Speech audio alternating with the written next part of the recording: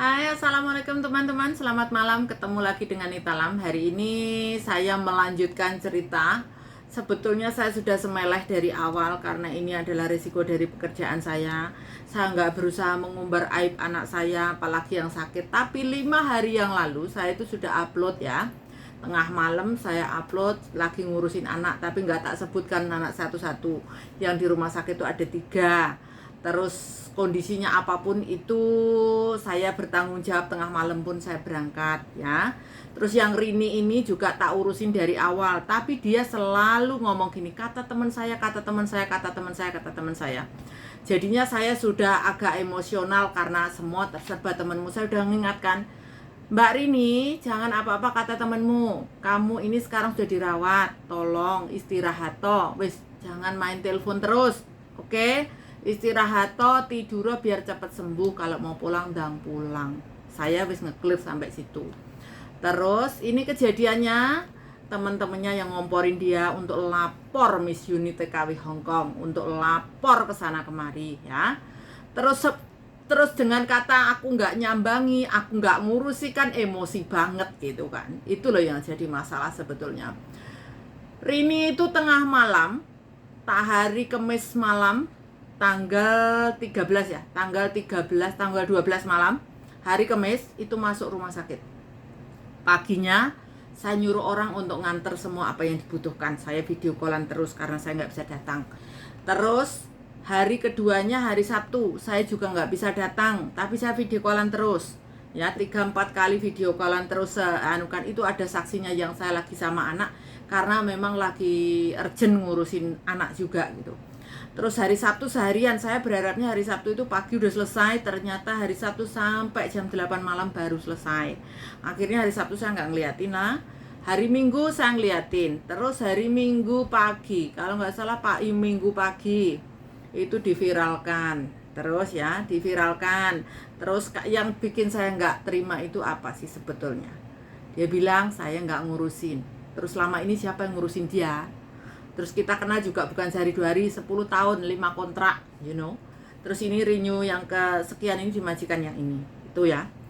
Terus di Hong Kong itu semua binatang yang di Hong Kong itu setauku ya, anjingnya itu bukan anjing murah. Dan tadi juga sudah telepon majikan, anjingnya divaksin. Dan tidak mungkin Hong Kong tidak divaksin. Terus sampai detik ini saya belum ada laporan dokter, belum ditelepon sama dokter, saya nemuin dokter juga belum bisa ketemu. Belum ada laporan yang pasti apakah dia rabies ya. Nah, menurutku dari analisaku, Rini itu susah enggak tidur ya.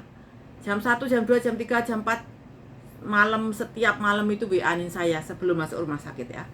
Itu ada buktinya, di ini kan ada. Begitu juga ibunya, keluarganya. Saya tidak hanya melayani satu orang Rini saja, keluarganya juga. Terus mereka selalu menanyakan biaya berapa Bu biayanya, belum tahu Bu, belum ada tagihannya.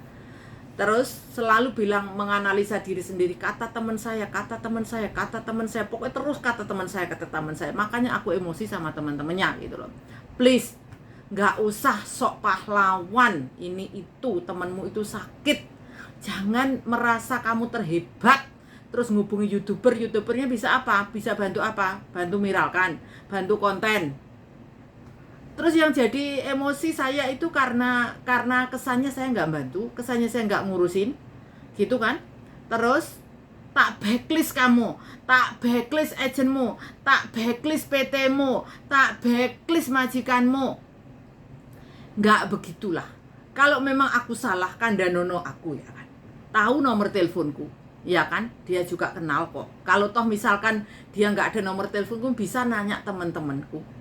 Dia juga kenal sama teman-temanku, nomor teleponku juga terpampang. Kalau aku salah kandanono, Nita ini anakmu masuk rumah sakit, apa enggak kamu urusin? Bisa kan begitu? Backlist, mau ngomong backlist, ini itu. Enggak usah sok backlist, Anda siapa? Makanya aku gremeng di situ kan. Anda siapa? Sok backlist ini, backlist itu.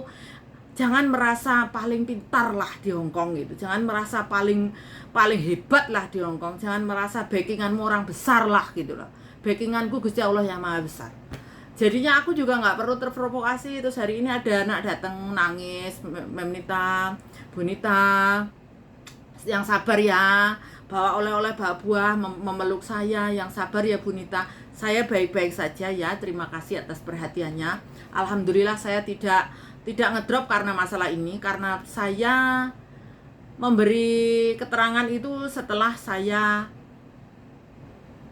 free, bukan orang ngomong terus saya emosi, tersulut emosi, enggak.